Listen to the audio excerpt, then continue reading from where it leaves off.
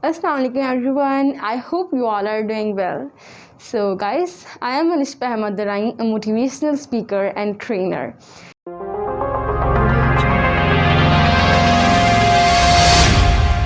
Audio Jungle. तो recently मैंने career counselling पे कंटेंट क्रिएट करना स्टार्ट किया और स्टार्ट मैंने लिया एमडीकेट से। एमडीकेट के ऊपर जब स्टार्ट किया तो लोगों का फर्स्ट 2-3 टॉपिक्स के बाद ही इतना ट्रस्ट डेवलप हो चुका था कि उस ट्रस्ट ने मुझे मजबूर कर दिया कि मैं उनको मज़ीद गाइड करूं। और उसके ऊपर से आहिस्ता आहिस्ता लंबी चौड़ी एक एमडीकेट के ऊपर सीरीज़ बन गई। You can go to my channel and check out my playlist of N MDCAT, ठीक है। तो वहाँ पर काफ़ी सारे स्टूडेंट्स को अलग अलग तरीके से कम टाइम में अवेयर करने की मैंने भरपूर कोशिश की। लेकिन प्रॉब्लम पता है आप लोगों को क्या है? इतनी अवेयरनेस के बाद भी स्टूडेंट्स क्यों नहीं एस कर पाते अपने एग्ज़ाम को, क्रैक क्यों नहीं कर पाते अपने एंट्री टेस्ट को? प्रॉब्लम दरअसल यहाँ पर है कि आपके पास शेड्यूल भी आ गया कि चलो ठीक है, आपने किस तरीके से पढ़ना है। जिस तरह मैंने अपनी वीडियो बनाई थी कि आप 30 डेज़ में किस तरीके से अपनी तैयारी कंप्लीट कर सकते हैं। टाइम मैनेजमेंट के ऊपर भी बात की, वो भी स्टूडेंट्स को समझ आ गई। मटीरियल भी प्रोवाइड किया स्टूडेंट्स को, वो भी स्टूडेंट्स को मिला। स्टूडेंट्स को पता लग गया कि तैयारी कहाँ से करनी है। लेकिन अब भी एक बहुत बड़ी प्रॉब्लम थी जो स्टूडेंट्स फेस कर रहे थे, जिसकी वजह से डर था स्टूडेंट्स को कि वो अपने एंट्री टेस्ट को फेल ना कर दें। और वो ये था द मेजर थिंग, डिस्ट्रैक्शन। और उसी के बारे में आज हम इस वीडियो में बात करेंगे, that how to avoid distractions while studying. जिस तरह से हमारे टीनेजर्स को, हमारे यूथ को उनके करियर के हवाले से डायरेक्शन नहीं दी जाती, अवेयर नहीं किया जाता, और वो लोगों की सुनी सुनाई बातों के तहत अपने लिए एक करियर चूज़ करते हैं, लोगों की सुनी सुनाई बातों को फॉलो करके डिस्ट्रैक्ट हो जाते हैं और फील्ड चूज़ कर लेते हैं अपने लिए, और कल को जाके परेशान होते हैं, सेटिस्फाई नहीं होते, रिग्रेट होता है उनको कि मैं गलत जगह पर पहुंच गया। बिल्कुल उसी तरीके से हमारे पास स्टूडेंट्स स्टडीज़ में भी डिस्ट्रैक्ट हो जाते हैं, और वो डिस्ट्रैक्शंस उनके माइंड को डाइवर्ट कर देती हैं, उनकी कमिटमेंट को तोड़ देती हैं, जिनकी वजह से वो अपने गोल्स को अचीव नहीं कर पाते। सो हमारा सबसे फर्स्ट जो पॉइंट है, मेन पॉइंट, सबसे पहला जो हमारा पॉइंट है वो ये है कि planning is very important. Students क्या करते हैं कि प्लानिंग नहीं करते, रैंडमली कोई भी टॉपिक उठाया, रैंडमली कोई भी सब्जेक्ट उठाया, चैप्टर उठाया एंड दे स्टार्ट। लेकिन ये बहुत गलत मेथड है स्टडीज़ करने का। जब तक आपके पास कंप्लीट करने के लिए कोई टारगेट हाथ में नहीं होगा ना, तब तक आप उसको अपने गोल तक नहीं पहुंच पाओगे, ठीक है। तो प्लानिंग इज़ एक्सट्रीमली इंपॉर्टेंट। अब प्लानिंग करनी किस तरीके से है? आपने अपना शेड्यूल बनाना है कि मुझे आज ये टॉपिक्स पढ़ने हैं, मुझे आज ये सब्जेक्ट्स कंप्लीट करने हैं, मुझे आज ये चैप्टर्स कंप्लीट करने हैं, ठीक है। किस तरीके से करना है आपने वो भी प्लानिंग करनी है, और आपने अपनी टू डू लिस्ट तैयार करनी है। रात को सोने से पहले आपने उसको टिक करना है कि yes I did it. Planning means कि टाइम टेबल आप लोगों ने तैयार करना है। टाइम टेबल के हवाले से मेरा इतना ज़्यादा एक्सपीरियंस है। आई रिमेंबर कि मैं 8th क्लास में होती थी, तब से लेकर मैंने इंटर अपनी क्लियर कर ली तब तक, ठीक है। बल्कि आज तक मैं अपना जो भी काम करती हूँ, अपना हर दिन जो है वो प्लान करती हूँ, क्योंकि प्लानिंग के बगैर आप कभी भी अपने गोल्स को अचीव नहीं कर सकते। आपका प्लानर हमेशा आपके लिए एक अलार्म होता है जो आपको हर वक्त जगाता रहता है कि आपको भी ये काम करना है, जो आपको कभी लेजी नहीं होने देता। तो आपने अपने शेड्यूल बनाना है, आपने अपनी स्टडी से प्लानिंग करनी है कि मैंने आज ये काम कंप्लीट करना है, ठीक है। तो planning is extremely important. The second point is don't think about future. अब इसका क्या मकसद है? इसका ये मकसद है स्टूडेंट्स कि आपने फ्यूचर के बारे में नहीं सोचना है। पता है क्या होता है? ये तो सबसे बड़ी डिस्ट्रैक्शन है। स्टूडेंट्स क्या कर रहे होते हैं? मैं भी अपनी स्कूल लाइफ में क्या क्या करती थी, जब एग्ज़ाम्स वगैरह होते थे, मैं पेपर की तैयारी कर रही होती थी और साथ ही साथ में मैं उसके रिज़ल्ट के बारे में सोच रही होती थी कि अच्छा मैं अभी ये पढ़ रही हूँ, रिज़ल्ट ऐसे आएगा, ऐसे ना आया तो क्या होगा। मतलब डिफरेंट तरह के ख्यालात आते थे। मतलब ये कि मैं एक प्रोसेस के दरमियान में मैं आउटकम के बारे में सोच रही हूँ। तो that is the big distraction. यहाँ से आप लोग डिस्ट्रैक्ट होकर अपने फ्यूचर में पहुँच जाते हो और आपका प्रेजेंट का टाइम ज़ाया हो रहा होता है, सही है। तो focus on your process, not outcomes, ठीक है। अगर आप अपने आउटकम्स के ऊपर फोकस करना स्टार्ट कर जाओगे तो आपका फोकस जो है वो आपके प्रेजेंट से, मतलब आपके प्रोसेस से टूट जाएगा, आपकी कंसिस्टेंसी खत्म हो जाएगी। And consistency is the key to success. अगर आप अपना फुल फोकस जो है सिर्फ अपने प्रोसेस पे रखेंगे, सिर्फ अपने प्रेजेंट पे रखेंगे, जो आप प्रेजेंट में वर्क कर रहे हैं उस पर रखेंगे, आउटकम्स आपके ऑटोमेटिकली बहुत अच्छे आएंगे। तो आपने अपने फ्यूचर के बारे में नहीं सोचना। बिग डिस्ट्रैक्शन होती है जब स्टूडेंट पढ़ भी रहे हों और साथ साथ में अपने पेपर के बारे में, अपने फ्यूचर के बारे में सोच रहे हों, तो ये आपने काम नहीं करना। Third point. अब थर्ड पॉइंट क्या है?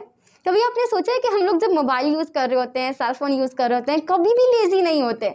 हम कभी थकन होती ही नहीं है। इवन कि रात के 2 बज रहे हो, 3 बज रहे हो, हम स्टिल मोबाइल फ़ोन यूज़ कर रहे हैं, सारा दिन सोए नहीं थे हम, फिर भी हमें भले आंखों से पानी क्यों ना निकल रहा हो, हमें बहुत नींद आ रही हो, हम डिस्ट्रैक्ट नहीं होते, हम फुल फोकस के साथ अपना सेल फोन यूज़ कर रहे होते हैं। क्यों? क्योंकि हमारा इंटरेस्ट होता है इसमें, हमारा उस चीज़ में इंटरेस्ट होता है, हमें उसमें मज़ा आ रहा होता है, हम उसके लिए पैशनेट होते हैं बहुत ज़्यादा, इसलिए हम उसमें लेज़ी नहीं होते। तो कितना ही अच्छा हो कि वही इंटरेस्ट, वही एनर्जी हम अपनी स्टडीज़ में डेवलप कर लें। इस तरह से क्या होगा, जब आप अपनी स्टडीज़ में इंटरेस्ट अपना डालेंगे, वहाँ पे अपना फोकस डालेंगे, वहाँ पे अपने आप को रिलैक्स और अच्छा फील करवाएंगे, तो आप उसमें कभी लेज़ी नहीं फील करेंगे, आप जल्दी थकेंगे नहीं और अच्छे तरीके से ज़्यादा टाइम के लिए अच्छे तरीके से पढ़ पाएंगे। सो यहाँ से हमने क्या सीखा कि हमने स्टडीज़ में इंटरेस्ट पैदा करना है, अपने इंटरेस्टिंग टॉपिक्स को पहले पढ़ना है ताकि आपका आहिस्ता आहिस्ता इंटरेस्ट पैदा हो। ठीक है, इस तरीके से आपका जब इंटरेस्ट उसमें डेवलप हो जाएगा तो आप डिस्ट्रैक्ट हो ही नहीं पाएंगे, चाहे फिर कुछ भी हो, आप डिस्ट्रैक्ट नहीं हो पाएंगे।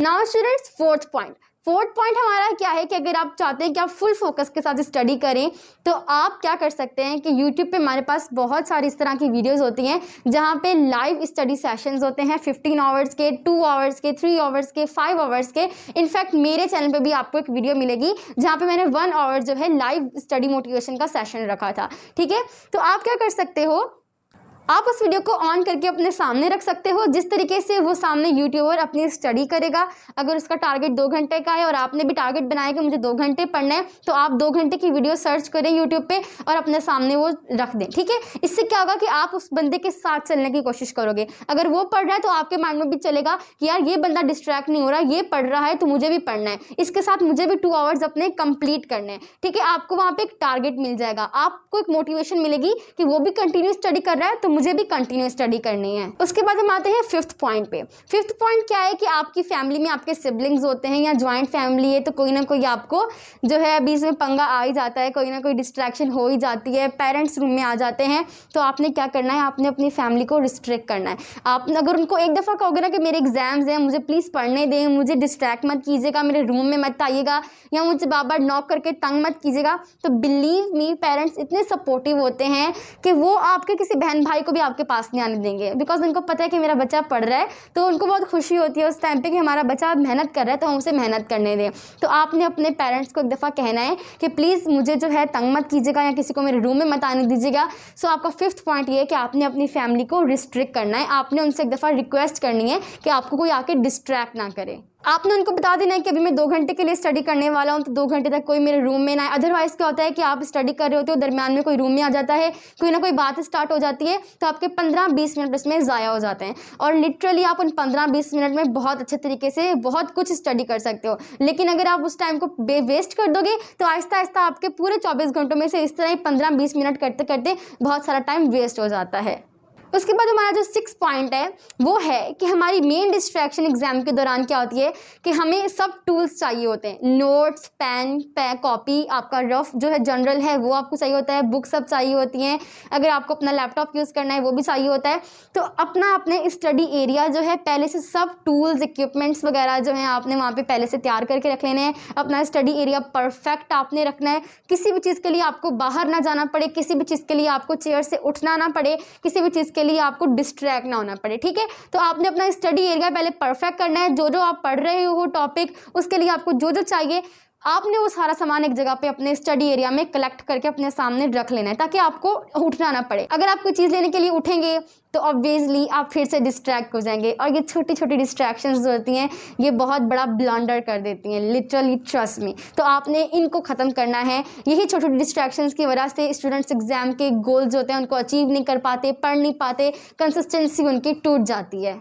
उसके बाद स्टूडेंट्स हमारा जो 7th पॉइंट है वो ये है कि काफ़ी सारे स्टूडेंट्स कंटिन्यू जब स्टडी करते हैं तो बहुत थक जाते हैं। ठीक है, लेकिन कुछ स्टूडेंट्स होते हैं वो फिर अपने आप को ज़बरदस्ती जो है पुश कर रहे होते हैं कि नहीं मुझे पढ़ना है, मुझे पढ़ना है, मुझे पढ़ना है, और इस तरह से क्या होता है कि उनकी बॉडी में एनर्जी ख़त्म होती जाती है। तो वो भले ज़बरदस्ती पढ़ तो लेते हैं लेकिन उनकी मेमोरी उस टाइम पे उस तरीके से वर्क नहीं कर रही होती, और अगर वो ज़बरदस्ती 1-2 घंटे लगा के पढ़ भी लें तो बाद में 5-6 घंटे उनमें हिम्मत नहीं होती पढ़ने की। तो ये भी एक बिग डिस्ट्रैक्शन है। अब इसको आपने किस तरीके से ख़त्म करना है, जब आपको पेन फील हो बॉडी में, जब आप थकावट महसूस करें तो आपने क्या करना है, वर्कआउट करना है। 5 मिनट की, 10 मिनट की या 15 मिनट के लिए आपने थोड़ी सी एक्सरसाइज करनी है। उसकी वजह से आपके मसल्स जो है वो खुल जाएंगे और आपको पढ़ने में आसानी होगी, आप फ्रेश फील करेंगे और अगेन अपनी स्टडीज़ जो है इफेक्टिवली एनर्जेटिकली स्टार्ट कर सकेंगे।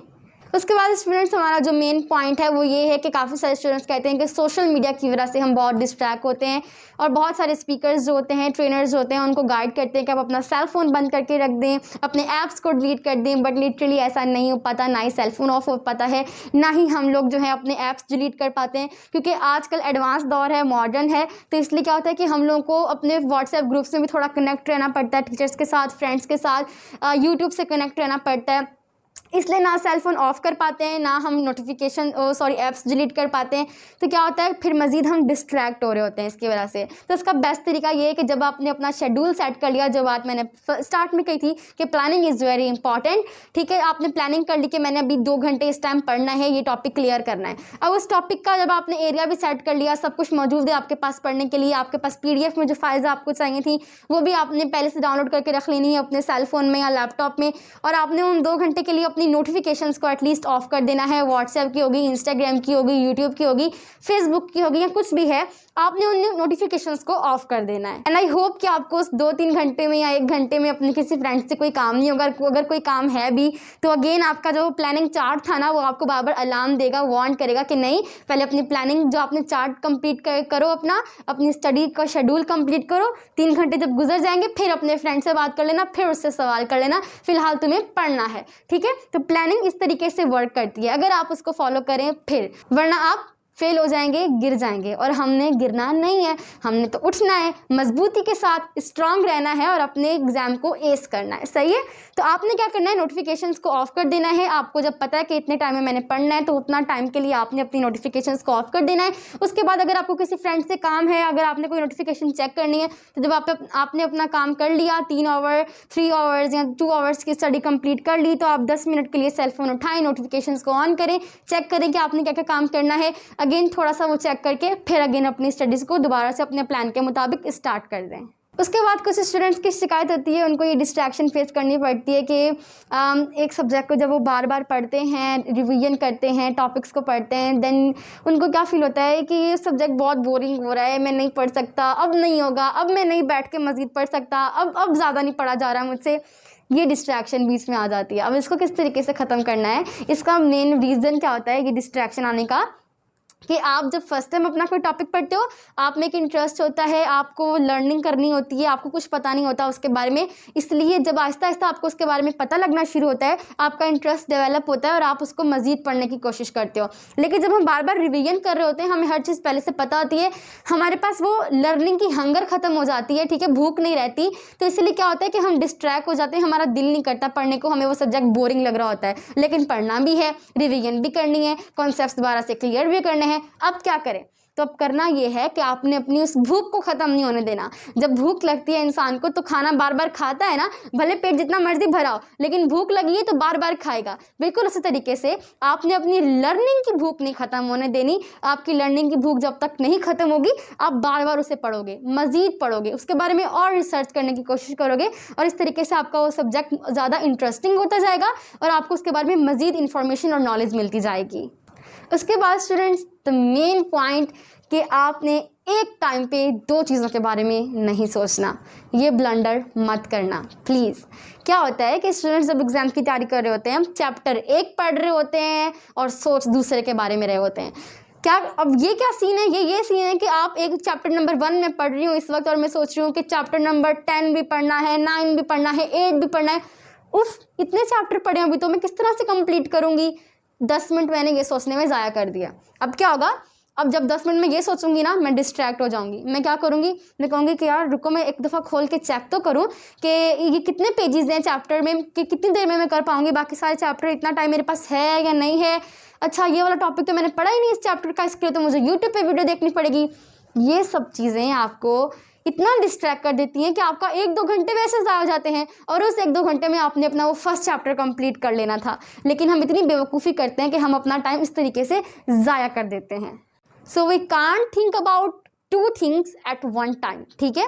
तो आपने एक टाइम पे एक ही चैप्टर पे फोकस करना है, एक टाइम पे एक ही टॉपिक पे फोकस करना है और फुल फोकस आपका उस एक टॉपिक पे हो, उस एक चैप्टर पे हो, उसको आपने ग्रिप में लेना है। आपने सोचना है कि मेरे पास और कुछ भी नहीं है पढ़ने के लिए, बस ये एक चैप्टर है, बस ये एक चैप्टर ग्रिप में कर लिया ना तो मैंने पेपर कर लिया अपना पूरा, ठीक है। इस तरीके से आपने उस एक चैप्टर को पढ़ना है और इस तरीके से करते करते आपने सारे 10 चैप्टर्स को कंप्लीट कर लेना है और आपका सिलेबस अच्छे तरीके से कंप्लीट हो जाएगा, ठीक है। तो आपने अपने जब एक चैप्टर की तैयारी कर रहे हो तो आपने बाकी चैप्टर्स के बारे में नहीं सोचना। जब फिजिक्स पढ़ रहे हो तो केमिस्ट्री के बारे में नहीं सोचना, केमिस्ट्री पढ़ रहे हो तो फिजिक्स के बारे में नहीं सोचना।